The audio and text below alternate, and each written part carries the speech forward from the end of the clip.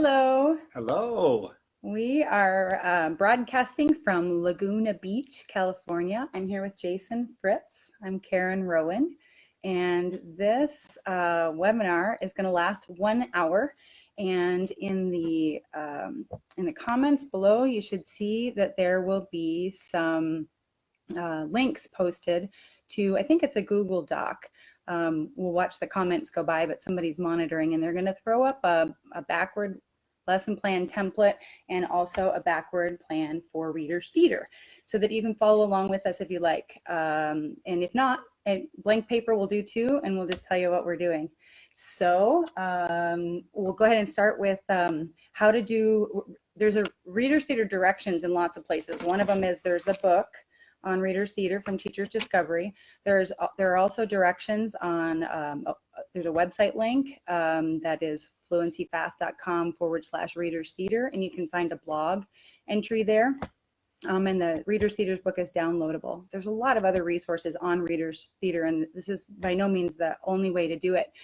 But a lot of people who are getting started with Reader's Theater have some trouble figuring out how to get started and how to plan and how to prepare for it. So that's what we're going to talk about today, is how to prepare for Reader's Theater and how to get your props together and your resources together and decide what to do as Reader's Theater. So, and don't make the mistake of thinking that Reader's Theater is every student having a script and reading aloud.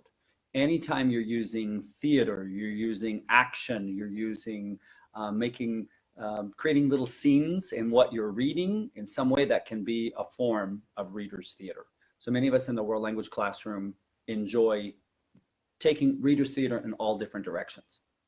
But it should always be used as input. And so the teacher is the narrator of the story at most levels. So the teacher is the narrator, and the students, although they may have lines, they haven't memorized them, they haven't prepared them.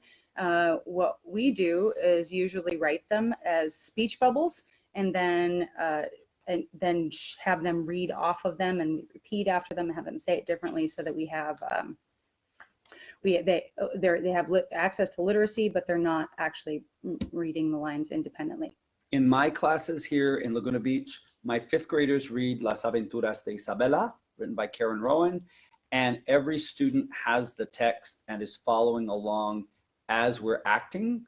It's not the only way to do it. That's one way. I only see my students 45 minutes once a week, so we have to do things very, very quickly and kind of have the literacy with the acting. You can do Reader's Theater before you read and then come to the text. There's no right way to do it, but it needs some planning to really be successful. And that's where a backward planning template, some sort of template to plan how you're going to introduce and work with vocabulary and structures before you have students read, is essential.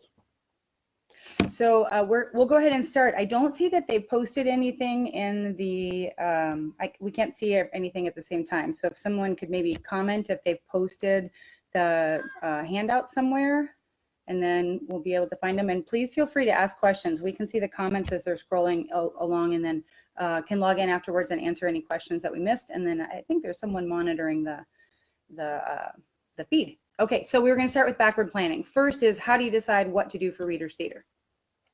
So Jason mentioned Las Aventuras de Isabela. Pick a scene. For example, chapter 4 in Isabela, we have some wacky things happening with a horse in the park. You definitely, if you're a teacher, middle school teacher, if I were doing this in high school, I still would act out chapter 4, where Isabela is disappointed because the horse will not walk. I won't, spoiler alert, I won't give this a spoiler. I won't tell you why the horse won't walk, but read chapter 4 to figure out why and act it out with your students. I like to pick out scenes in any book that we're reading where there's a lot of action.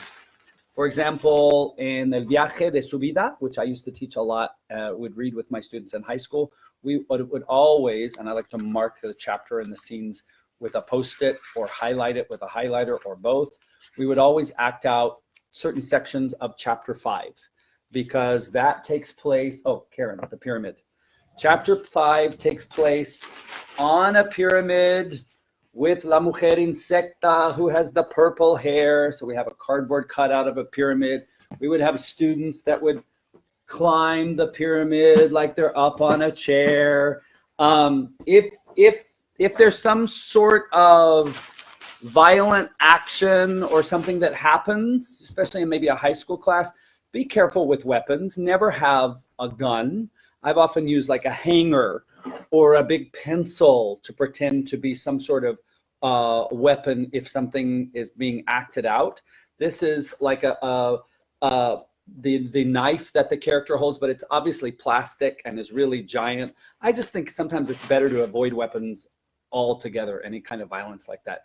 And but there are conflicts, there are things that happen, and when you have a lot of drama, when you have a scene that is taking place on top of a pyramid and someone being threatening to toss the person off or kill them or something, that's a scene that you want to act out. It can even be a cliffhanger to find out what happens in the next chapter, and then students are running home and wanting to act it out. And restart that screen. I want to just point out while he's doing that, just restart the screen over there so we can see it. Yeah. The pyramide, on every prop, you're starting with literacy by writing on everything, whether it's a speech bubble or a whiteboard or up on the board or right on the top, or you also have some labels for your characters there. Yeah, I like to I started this as a high school teacher and then as a traveling elementary teacher. I'm not a big fan of plastic in general, but these Ziploc bags, can you grab the box? Mm-hmm. These Ziploc bags are fantastic. When I taught as a traveling teacher at 26 classrooms, in 2 schools for 8 years, these saved my life because all of my props, my lesson plan, everything I need goes in the bag. Pobreana was probably the first book that I did by Blaine Ray. The characters, signs, I would put the bag out and students would pass out all of the props, the names, the labels to the different characters. They would often be set up to do readers theater before class started. These are the grands sacs or bolsas grandes from Ziploc. This is the extra large size. So there's also an XXL, but these work really well to contain all of the things that you need for that particular book or that particular reader's theater. And actually, Jason generally keeps the books in there as well so that everything is together and nothing gets separated. Yep. So if you have these are all inside of sleeves. I just like to know I'm going to need a narrator. These are the characters that I'm going to need. I like to keep a list of the props, kind of some things to set the stage. All of these just help me keep organized. And anything that's mentioned in the book can be brought out and used as a prop, a la TPR, as you're reading about it. Like when the mom says, no comas chocolate, come fruta. Don't eat chocolate, eat fruit. You have a box of chocolate. Well, it's empty at this point. It wasn't always. So when you're talking about she doesn't like to go on the bus, she prefers to ride in the car. These are things, this is just adding a little theater as you're maybe even doing group reading. You just have these props. You can pass them around. You could write el autobús. Anything you can do to kind of prepare ahead of time. I always had a drawing of the house where the character lives, and so we could talk about how the house was similar or different. But again, in the big bag, so I know where everything goes. And when students have props at the end of class for management, I always have them put everything back in. So it's easy for me to go, or in my own classroom now, to store, because teaching with a lot of stuff is important as a language teacher, but it can get really messy really fast. So you've got to have a system to organize. So as we're starting from this beginning part of how to select what to read to begin with, and we've got more of the things that he's just mentioned, the classroom jobs and the props and things like that, but just selecting, we set some of the books up here that we've used for readers theater, but you're not going to pick the entire book or even act out an entire chapter. So the first thing you want to do is find the exact section that you want to act out. But even at that point, you don't have to even act out that entire section. You can skip parts that don't lend themselves as much to readers' theater. For me, the idea is that I'm trying to put a picture in their head of what this looks like so that everything becomes completely 100% comprehensible. So I'm trying to pick the sections that lend themselves to acting out. You don't want to have two characters sitting next to each other having a conversation that has no action in it and use that for your readers' theater. So I put some up here from, let's see, we talked about this.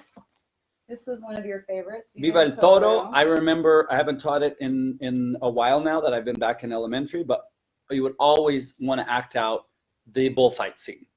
And that really just helps the book come to life. You can really get into some good discussions about opinions and some of the cultural things in the book, Viva el Toro. But definitely you're acting out the bullfight, often in slow motion, with someone playing the bull, someone playing the banderilleros with the banderillas. This is a very fun book to act out. I think generally my rule is I try to find a couple or three scenes per book that we will act out in a big way, and then we'll act out smaller things along the way in kind of a tableau or a freeze frame snapshot picture of what's happening. And that everyone can do. As we're reading, we can divide up into groups and we can all stand up and we can act out as the characters. There's not one way to infuse theater into what you're reading, but Karen's absolutely right. We're not reading unless we're creating mind pictures. In other words, we're reading the text and we're creating a picture of what that means in our heads, or playing it as a movie in our heads. That's what I want students to be able to do, to be able to see the action as we read. And that means the text has to be highly, highly comprehensible. You want to talk about comprehensibility and like percentage? Because I think that's what we know is that it needs to be between 98 and 100% comprehensible, but that doesn't mean that at the beginning it is. Before you get into the book, you pick the parts the words that you know they don't know yet, or the portions of the book that are going to be confusing. Noches Misteriosas by Christy Placido is a great, I don't think I grabbed that one. I don't see here, but I've got it over. It has a section in it that is really fun to act out, but it involves some magic realism. And so it's a little bit confusing when you just read it on the page, and that's why it makes a great section to act out for readers' theater, because you can clear all that up as to what's really happening and whether it's really happening, and have that discussion about it, but they've all have seen it. The other one I wanted to mention with the Viva el Toro is that the other bullfight book is I'm going to get the title wrong, Bianca Nieves y los siete toritos. So it has a bullfight scene in it too, but a whole different perspective on bullfighting. It's really interesting, but also same acting it out. Noches Misteriosas en Granada. And what I love about so many of these readers is that they bring in a lot of content, a lot of cultural content. You can explore geography, you can explore culture, but they bring those topics in a comprehensible way. And you can even do a content lesson related to food, dance, related to geography. You can do a content lesson that relates to the bullfights and that cultural piece. But it really introduces those concepts in a cultural way.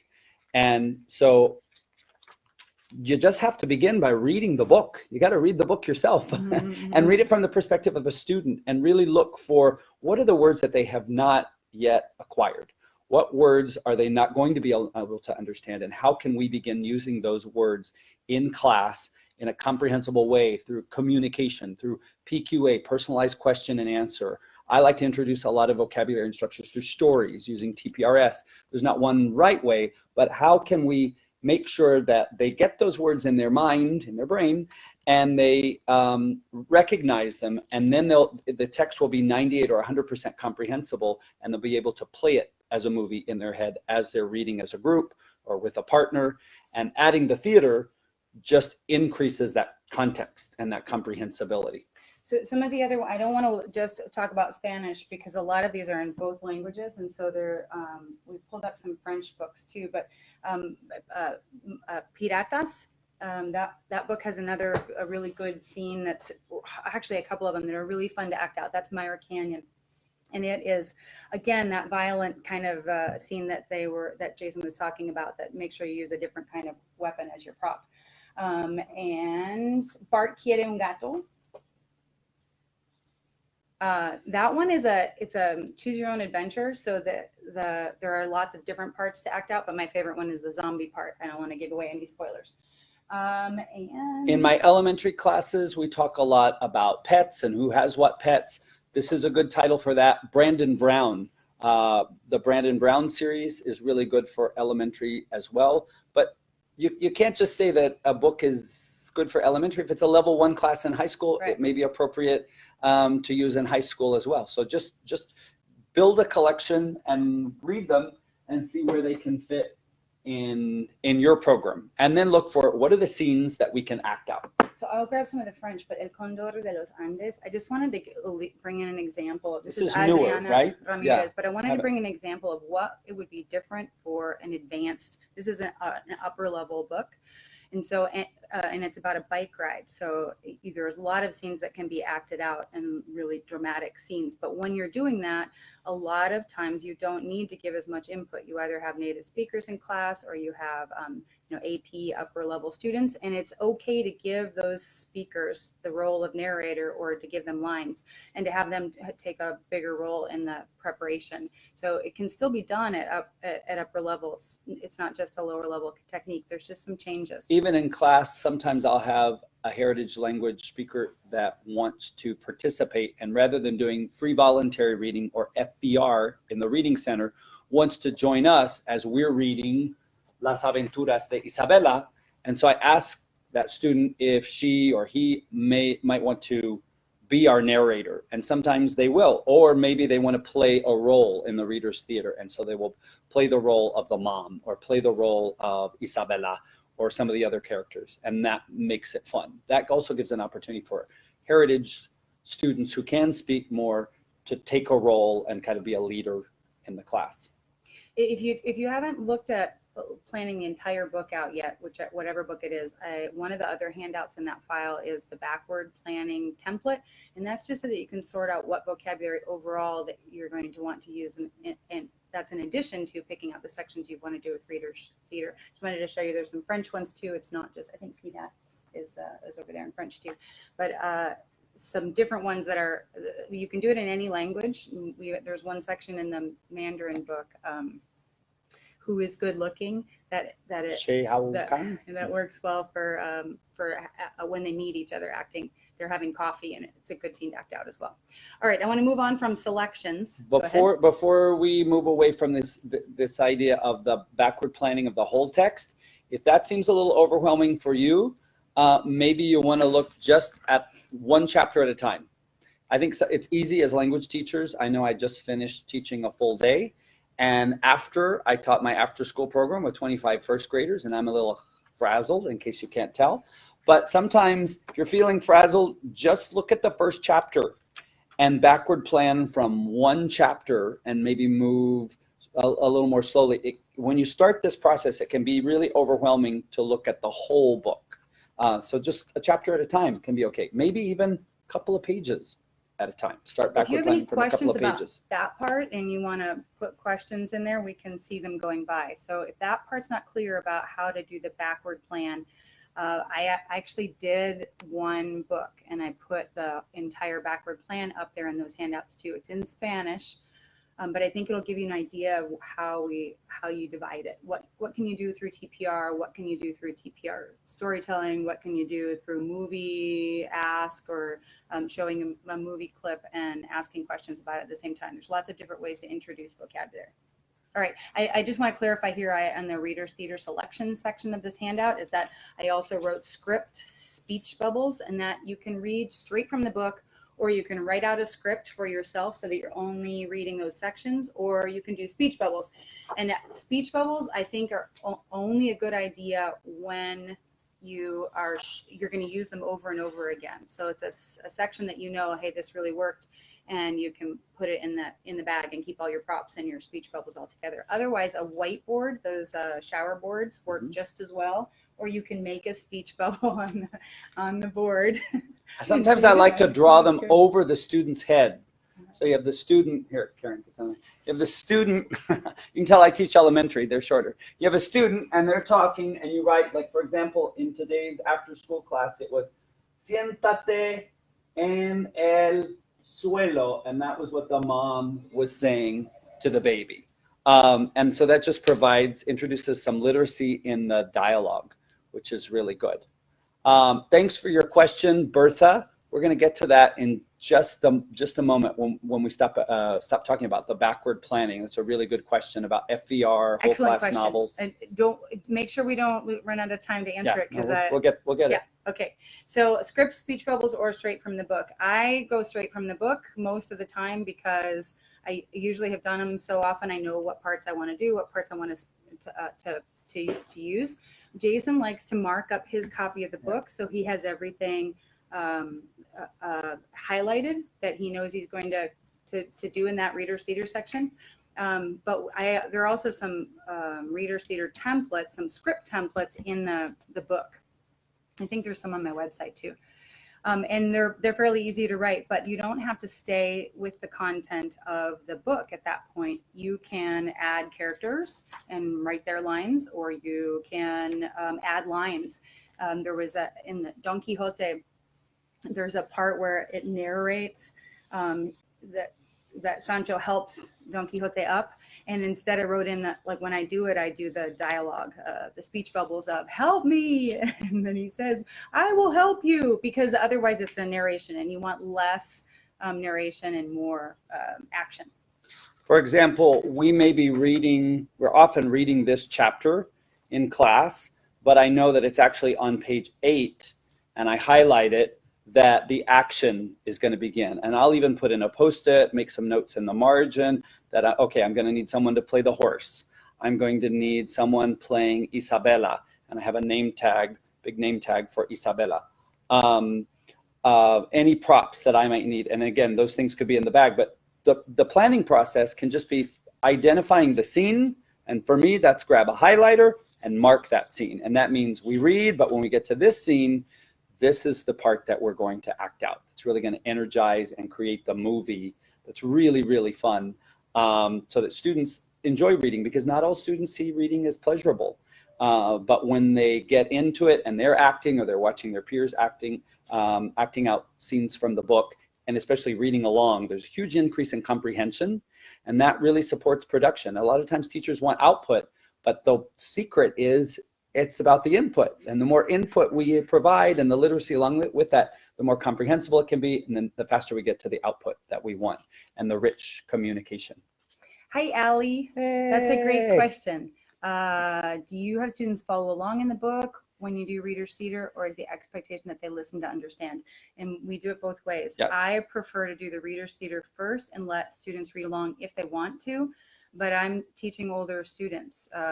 Jason's talking about elementary, and he does it differently. I did it the same way as I do in elementary most of the time, but in elementary I have so little time. I want to ensure that I have every student looking at the text when we're doing whole class reading. Back to the question, this relates to the question also by, I forgot the name, it began with B. Bertha, yeah, okay. So when we're doing whole class reading, we're looking at the book, in Spanish class, mira el libro, todos miren el libro, and that they're looking at the correct page, and I'm walking around checking as I'm narrating and asking questions, that they're following along, and that could be with their finger. If I have someone on that has an IEP, 504 plan, etc., they may be following along the text with a highlighter marking, because I ensure that they've got their own copy of the book. But I need to see that they're following along and that they're answering my questions about the text. Sorry, end of the teaching day. Or maybe they're even beginning to ask some of their own questions about the text. I've actually Those are also three seen things it I'm with looking something for. else, like a pencil or a ruler or a, Yeah, where they follow keep along talking line and by- I'll bring it over. So I've seen him, I've observed his classes a lot, and with the younger kids, he has them follow along. So he's going to show you. The reason I don't do that is because I've seen particularly my high school students not be able to multitask because they get distracted by what's happening up there. So if they have the book in front of them, whether they read or not, I don't care, because I know that we're going to follow it up by reading. And it's more important to me that when we get to the reading that they feel like they understand all the words. Now, when I say 98 to 100% comprehensible, I mean when we're reading.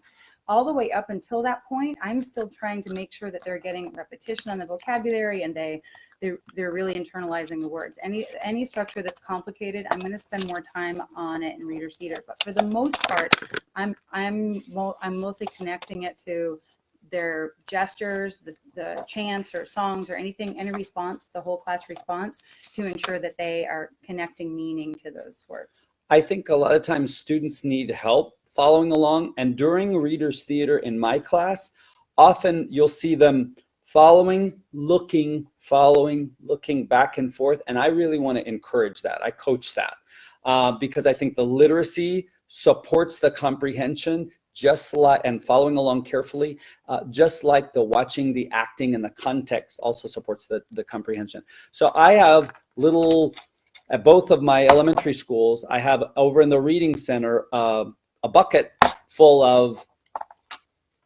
bookmarks and different things that can help them. For example, if it's a student that's going to follow along with a highlighter, this is a great highlighter that I got from an ACTFL conference from Star Talk. Yay, Star Talk. And instead of they have to follow along, I ask what their favorite color is and say, okay, so let's mark your book up and show me you're following along with your favorite color. And they can even switch it out. That just makes it a little more fun than you have to use this.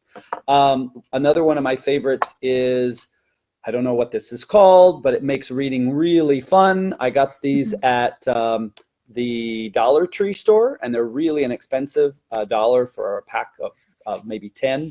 And they can follow along and highlight the text in this way. And that really engages them. Yes, these strategies work for high school too.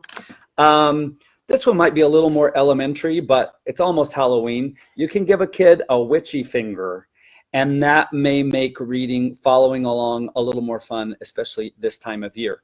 One of my favorites is Go Teacher's Discovery, the Teacher's Discovery Frases Útiles bookmark. And when they do a really good job of reading along in class with this bookmark, then they get to take the bookmark with them. So if you just have a lot of little strategies, it can even be paper that you've cut up, and that's going to help students, directionally challenged, follow along in the text. So for whole class reading, those are my expectations, that students are following along. It's a little bit trickier when we're acting out. So we might read along and then stop, act out a little bit more, and then go back to the text. There's no right way to do it. But don't be afraid to ask students to read and look and read and kind of go back and forth. I think that's something that students of all ages can do. Just have to find what you're comfortable with.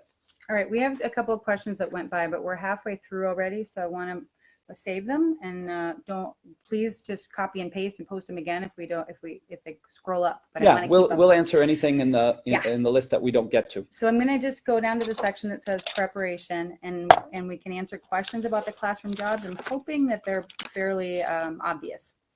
But preparation, I pick out vocabulary that I want to connect, that I want to make sure that they have an action or song or something on the words. So with whichever section I'm doing, I want not just the actors up front to be participating, but everyone in the room to be actively participating, so I can see what they know and that they're following along. So the whole class action, songs, chants, sound, they kind of come up as you're going through it. And you don't want to spend a lot of words that aren't really core, don't matter, but anything that will let you know that they're still engaged. I can give you some examples of this. And especially any vocabulary that is new or that you think hasn't really been acquired yet.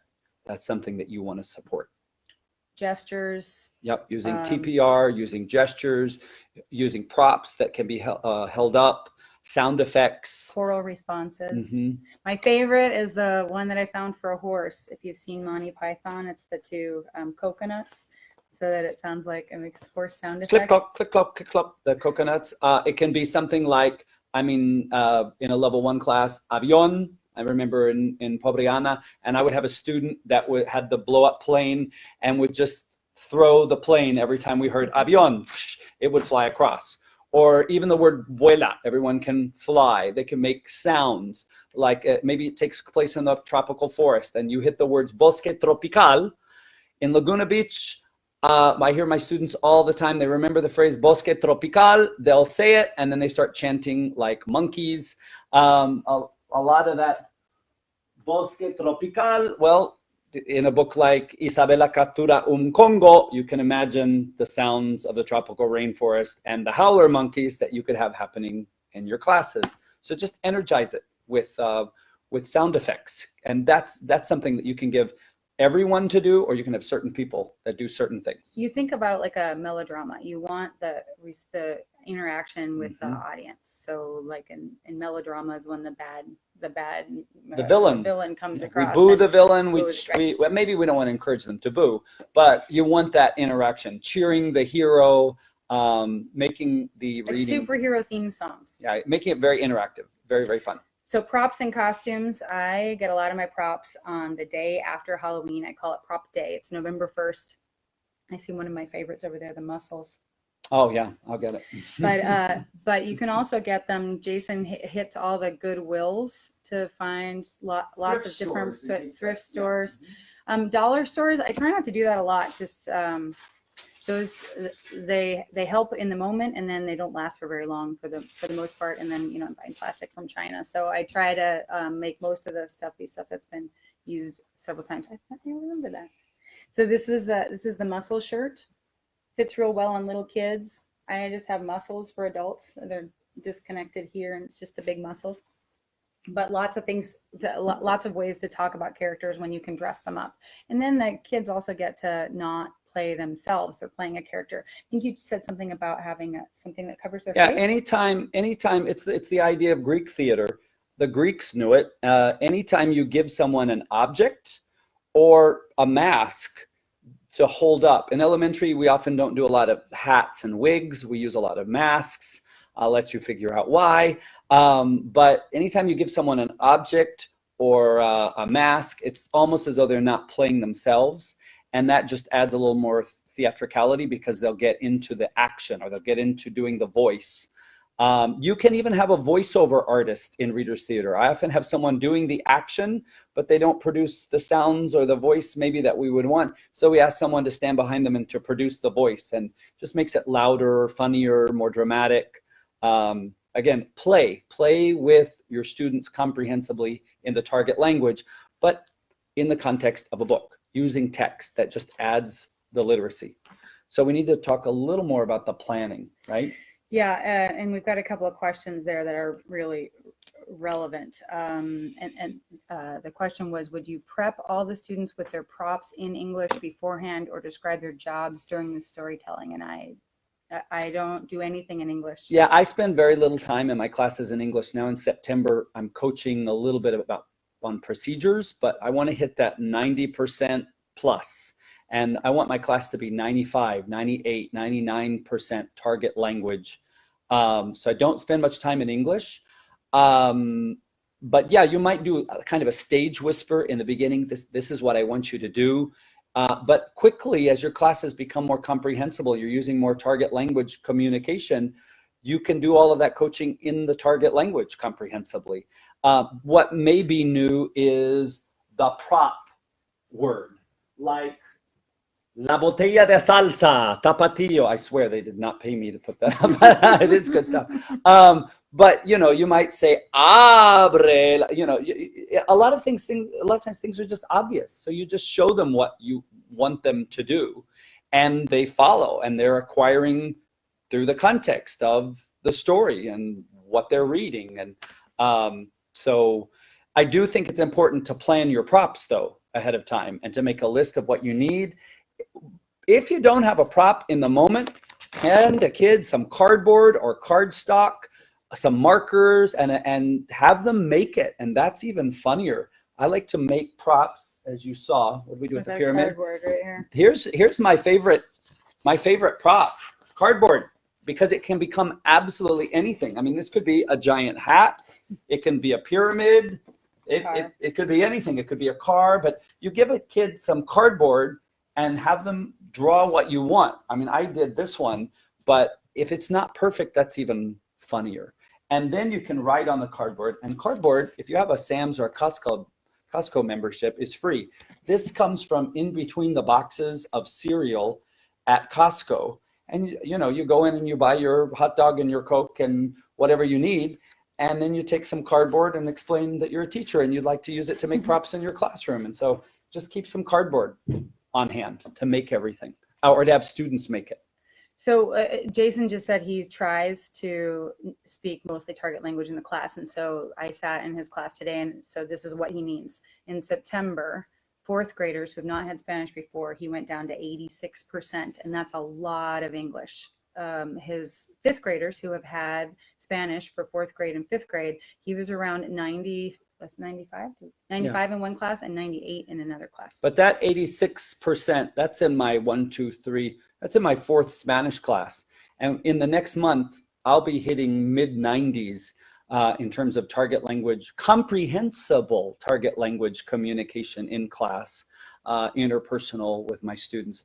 So I think it's so important to keep it in the target language. I want to reference Mindy's question about is it me doing the reading, or do I call on kids to read?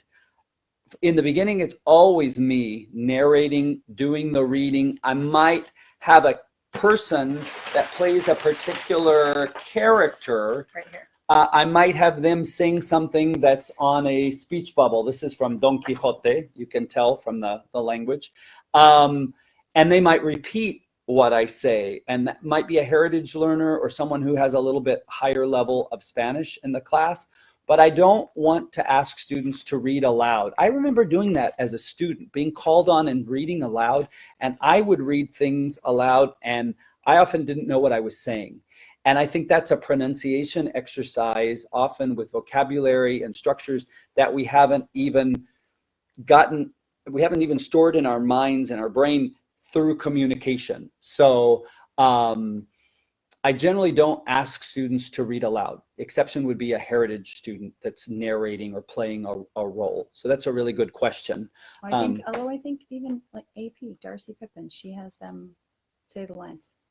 So I would agree. Native speaker. If you have a native speaker, use them, and you. Yeah, and that changes as they get into higher levels, and they can do more with language. But it's still always about the input. Yes. So today the line was something like, "No, baby, bad baby." That was the whole line. So they can totally, they can say that, and even if they say it badly, La mamá le dice, "Bebé malo, siéntate en el suelo." This was the second class with first graders, and so we were doing a TPR story. They've had a total of less than an hour of Spanish. Yeah, less than an hour of Spanish, and yet that class was pretty much all in Spanish, comprehensively, except procedures, and why we're watching, why we're listening, and we lost a little time this morning because they didn't really know how to line up, that kind of stuff. You gotta love the first graders. Okay, so planning. Step 1, get and read the book. Yeah. How many times have we tried to read something with students? I remember years ago when I first started teaching, and I hadn't read it carefully enough, and I was asking my students to read and comprehend, and it was above their level of comprehension. It was incomprehensible. So we backward plan by starting and reading and rereading carefully, and then using something, whether it's a Post-it or a template, or to begin our planning process.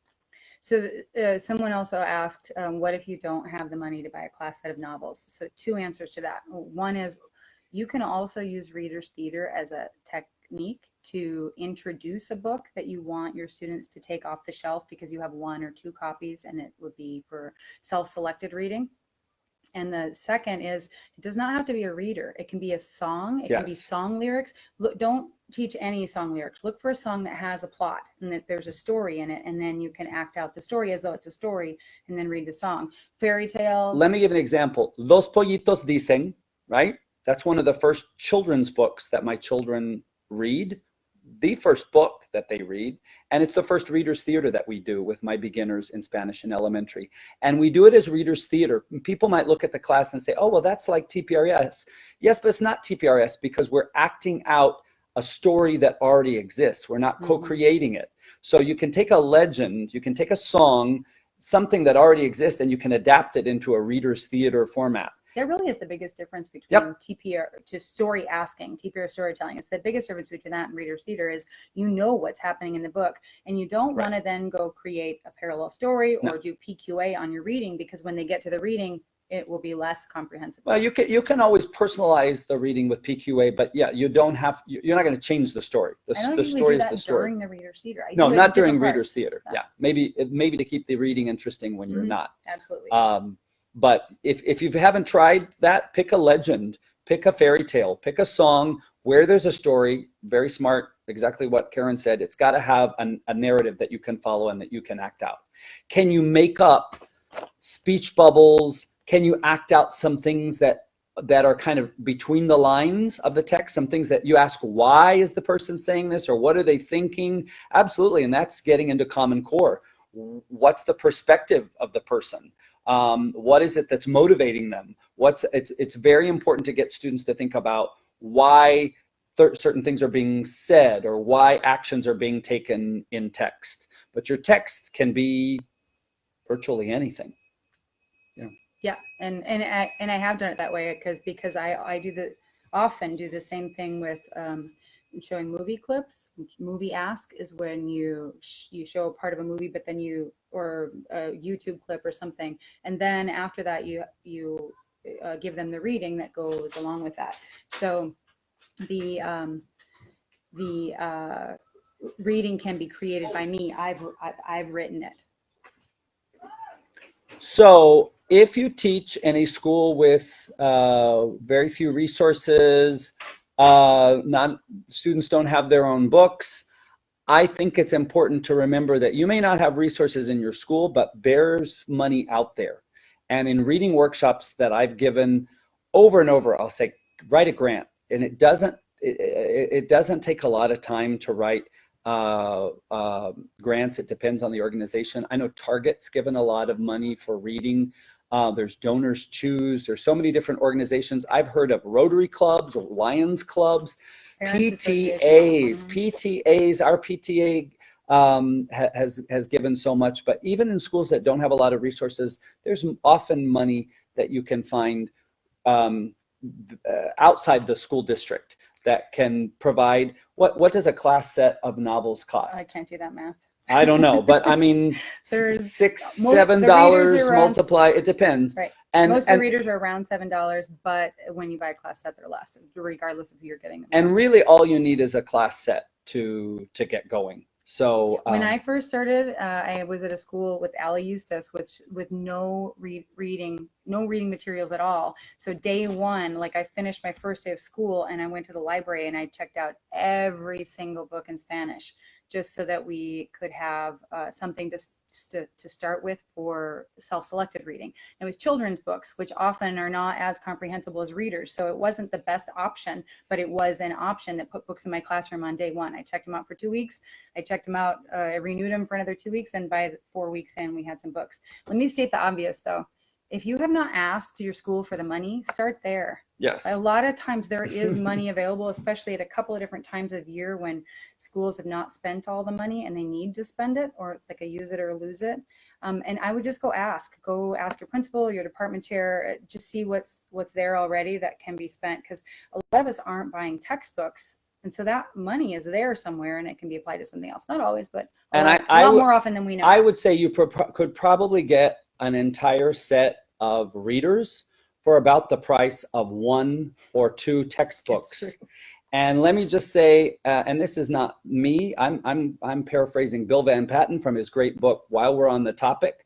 Textbooks, chapter 4, as they are currently written, do not reflect what we know about language acquisition and the need for interaction with interesting, compelling, comprehensible input. So you can get a lot more input out of these readers than you can, and discussion going in your classes, than you can out of textbooks as they're currently written, at least the ones I've looked at. So This is one of 2 webinars, and the first one is about backward planning, planning for Readers Theater. So if there's anything that we didn't get answered about what actually happens, the process of doing it, we can push that off to the second webinar. But I want to make sure that we go over at least the structure for getting started, and that is I use photos. I use backdrop photos when I want to show where like a slideshow, show where things are from. Maybe with a map, maybe with scenery where the particular scene takes place. It's great. I mean, my kids, they travel virtually to Guanajuato when we read this book, and I have a video often playing, a silent video of Guanajuato. I think it's listed linked in the resource. It's actually linked on that backward plan page. And they get to know the city of Guanajuato quite well. And the places that are mentioned in the book, we look at photographs, we use Google Maps, we look at street views. It's just very current. I mean, it's great to use the technology to make the reading come alive as well. And the pictures in their head, so that they can see where those things were happening. One of the examples I give is this, there's the stairs that go up to the university. If they don't know what a university is because they've never been to one, just being able to show the size of that or the inside of a church in Mexico, things like that. And it's a beautiful place. They're just beautiful structures. So you've got the template. Music and movie. Can I draw really quick and show the template that I first used? The backward planning one? Yeah, it wasn't a template at all. It was a Post-it. I would take a Post-it and I would draw a couple of lines on it. And I had colleagues that were saying, "What are you doing?" And so I had to write this out for them and show them. I like to go through and just figure out what words can I quickly teach through TPR, total physical response. Maybe make it a little bit bigger. What words can I use in my stories and in personalized question and answer, and maybe what cognates are they going to encounter? Because especially with little ones, if you're not using those words in your communication, elegante or profesional. Even hamburguesa, unless you write it down, exactly. It's not a cognate. We take those words for granted. Right. And if you're not using them in communication in your class before you're asking students to read, then it's going to be a much slower process, the reading. So my planning for Readers Theater often would begin just by reading the chapter and taking a Post-it. And later I made a template to help teachers, which is a little bit different than Karen's template, but same idea. If you don't want to use a template, try a Post-it. Mm-hmm. But you got to use something to keep track of what are the words that they do not yet know. In this particular book, like I'll put it in English. Does exercise or exercises is in this book. And you might want to do that with TPR. You might want to work it into a TPR story. Or who does a lot of exercise? What kind of exercise do you like to do? Where do you exercise? Again, the word exercise itself is a cognate, but the verb hace in Spanish is not. And I've got to get those words in so that they're really understanding them when they're reading. And hace is really high frequency, so it's going to come up again. So it's good to spend time on it. And you can tell as I get up to write on the board that I don't do as much exercise as I should, and I need to do more of it. Mindy, I'm going to put you off on the classroom management question, and just quickly answer the other question. I never call on kids to read, ever, ever, ever. I don't do that. I don't have kids calling them to read outside of Readers Theater and have them read aloud in Spanish. Never, ever. I give students the opportunity to reread a text. In other words, we've already read it as a group. Maybe even we've used some Readers Theater and acted it out, and we enjoyed it so much that now we can reread it with a partner, and I let them decide would they like to read it in English and talk about what it means, decoding the meaning. Would they like to ping pong reading it back and forth in Spanish and English, and who'd like to do the Spanish piece? And I never require students to read aloud in the target language. I like to give them options for rereading, and that could even be reread by yourself and draw your favorite scene and maybe label some of the things. I think it's important to give students options when rereading. And there's a great article about the importance of reading for a good AP program. And remember, it's important to get students not just reading from level 1, but rereading texts and bridging into authentic text. And for me, these little novels, these little readers are a great way to introduce authentic culture and to bridge to authentic text. I use a lot of infographics and other things that are authentic that really help to introduce students to that bigger, broader vocabulary in the target language culture. But we want to keep things comprehensible. We want to make sure that a lot of that everything that they're reading is as comprehensible as possible. All right, so in the last few minutes that we have, I want to make sure that we've just covered everything so that we can come back and answer questions, and we're more than willing to stay and do that. But Bonjour, Cindy. I've talked about everything on the preparation side except for music, which is not something that everyone does, but I like having that call and response on characters, and I pick songs for the book Callejón del Beso is the legend of El Callejón del Beso, and it's there's one character who we sing Prince Royce, Solo quiero darte un beso, and the other one is Bésame. So every time I say their name, then they sing. Same thing with Don Quixote. They sing Don Quixote. Yo soy yo, Don Quixote. From Man La Mancha. And the other side sings Sancho. Soy Sancho. Soy Sancho. So that you can use kind of teams in your classroom. My class is always divided. The right side is always Mexico. The left side is always España, Mexico, and Spain. So it's really easy for me to have teams for any purpose. And I can simply say, Mexico es Sancho. España es Don Quixote. And so they have certain things that they're cued to do. You may have one person that's cued to use a certain sound effect, like the coconuts, every time they're traveling by horseback. Just giving those kinds of, I think that's what you mean by class jobs in the template.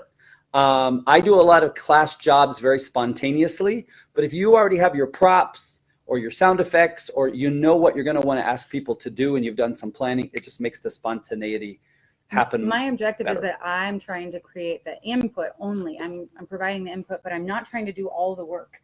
I probably learned that from Bryce Hedstrom. Yeah. Is that I want anything that that anyone else could do, I want them to do. So they can hold up the speech bubbles. So I'm not trying to check. I'm not trying to get them in the right place at the right time. That's someone else's job. I have a class photographer.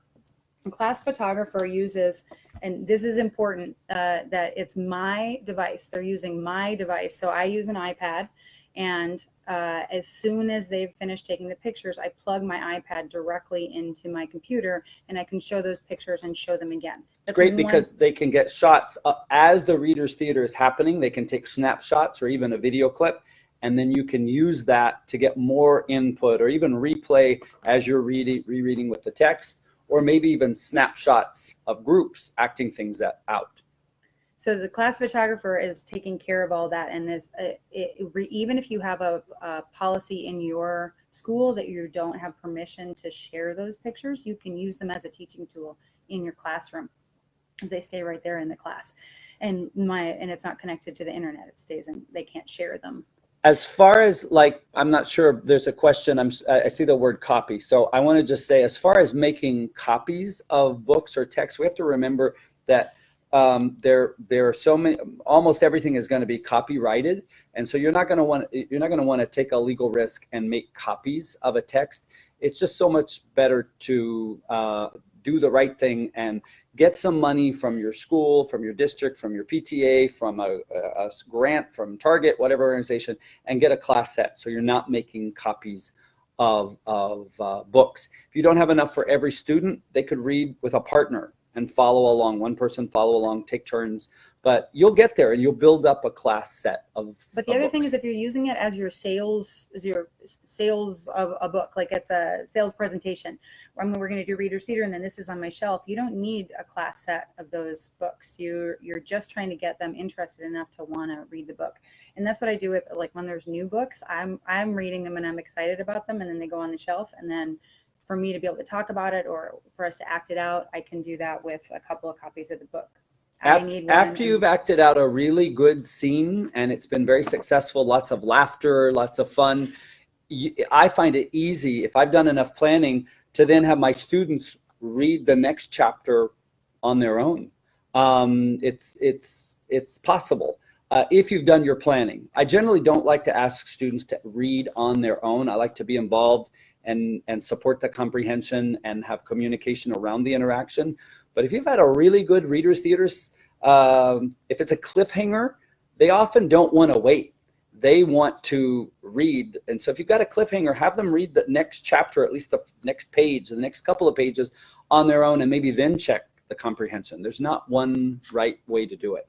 Do you have that lesson plan or the notes that you had that had the characters? Yeah. Yeah. So you want to pick who you need as your actors, and this is what Jason does. He just writes down the people that he knows that he's going to use as actors for whichever book, and then narrator. I'm always the narrator. Yeah, especially at this I'm level. almost always the narrator for sure. Yeah. Because even if they're native speakers, they don't know what the timing is that I want to. So it works better if I'm the narrator. So that's how you're picking your actors. But I think we both do actors that are props.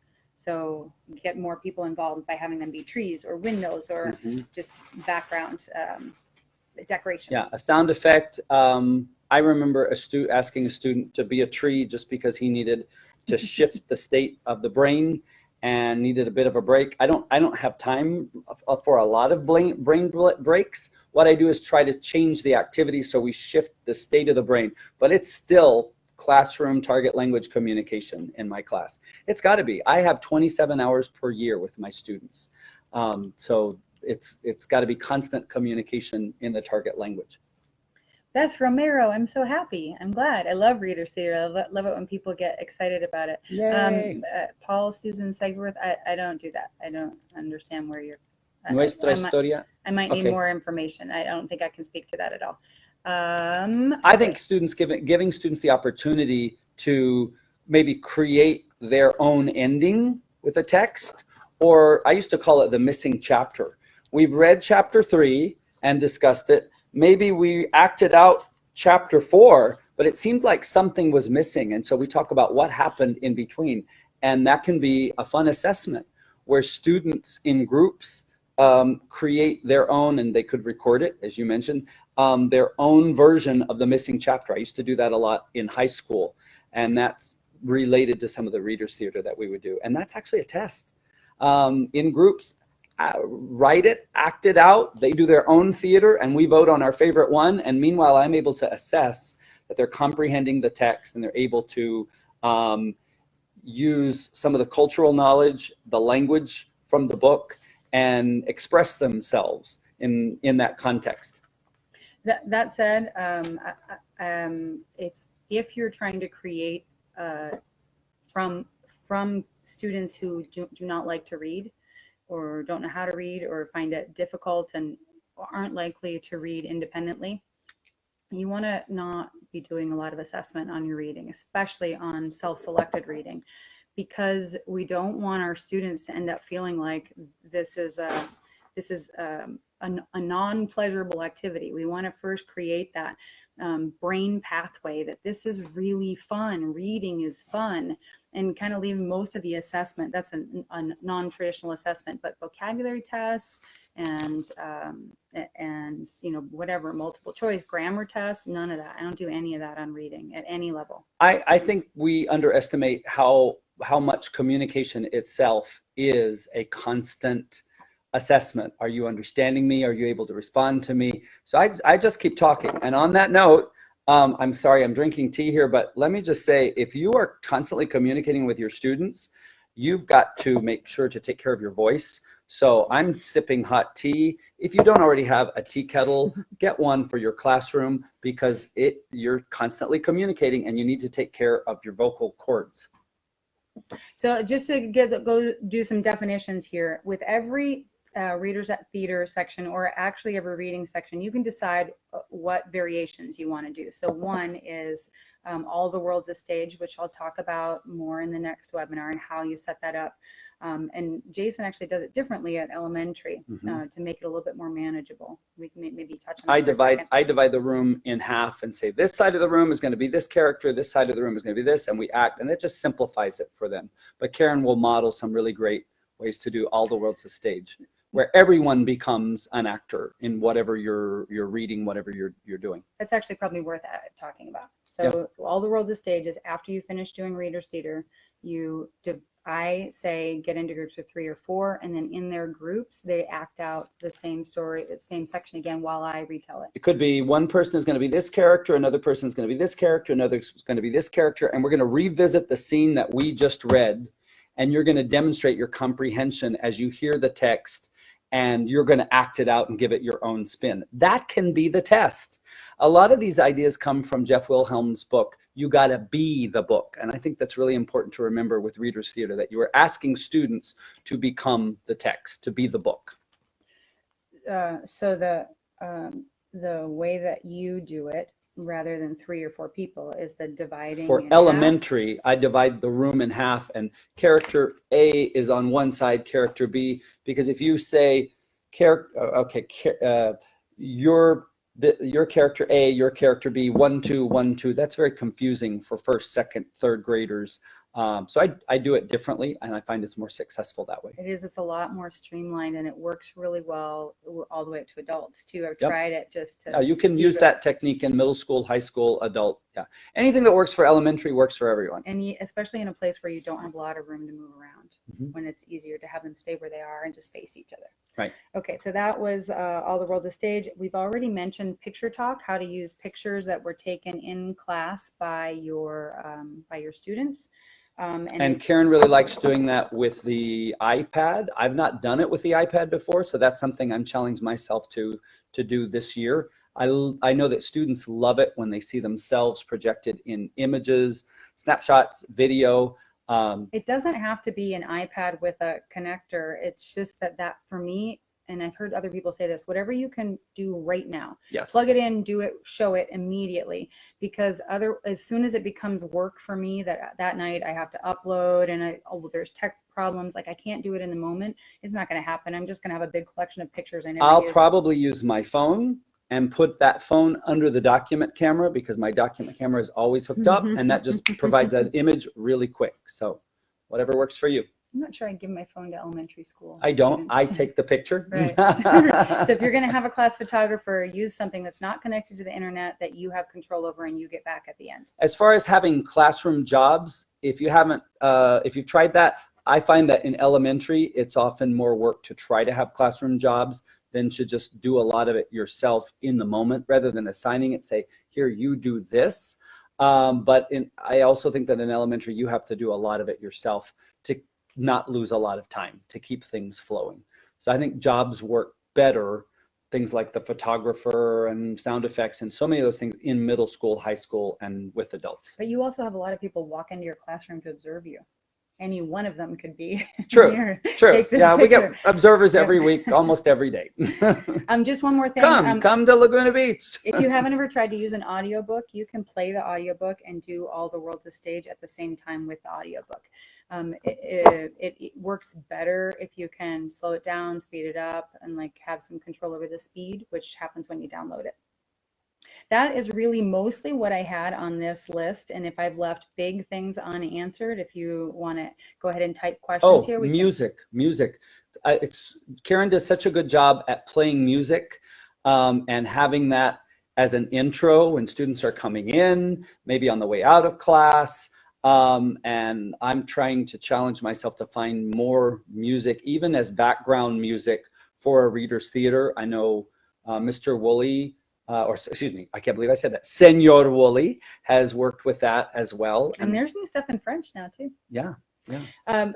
What I do when I'm doing a song though is I do just the one over and over and over and over and over again until really they've heard. And even if I'm not teaching the entire song, which I don't always feel like I need to, but that they've heard it enough that they start to recognize it and start to hear the words, not like a different song every day. And maybe play it the week ahead, maybe as they're going out of class, so that when they come into class the next week, that song is already in their head. That's a brain technique that I got from Eric Jensen, teaching with the brain in mind, and he calls it priming the pump, and boy, does that work. It works with vocabulary, it works with music, where they think, oh, this is kind of familiar, I've heard this before.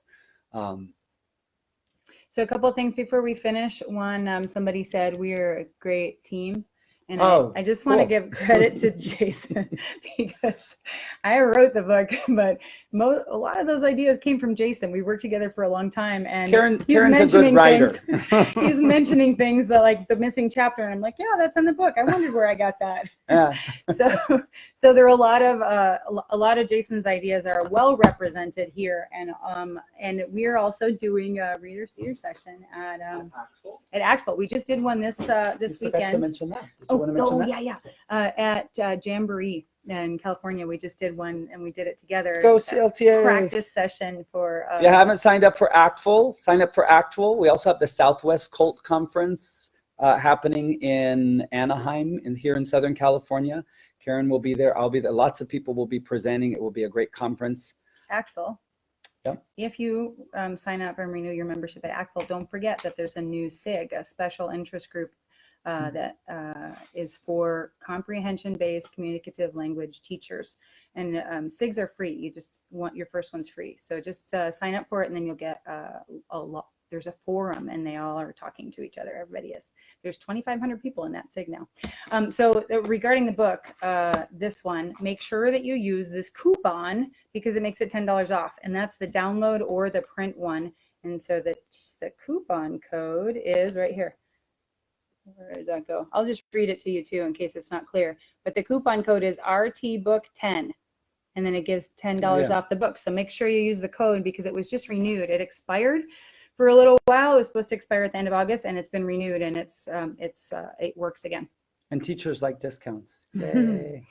There's also a list in the book of all the Readers Theater sections from lots of different books that were contributed by teachers on the IFLT, NTPRS, CI teaching Facebook page. So I just went and said, which ones do you use, what parts, what pages, and they contributed. And then I made the list from that.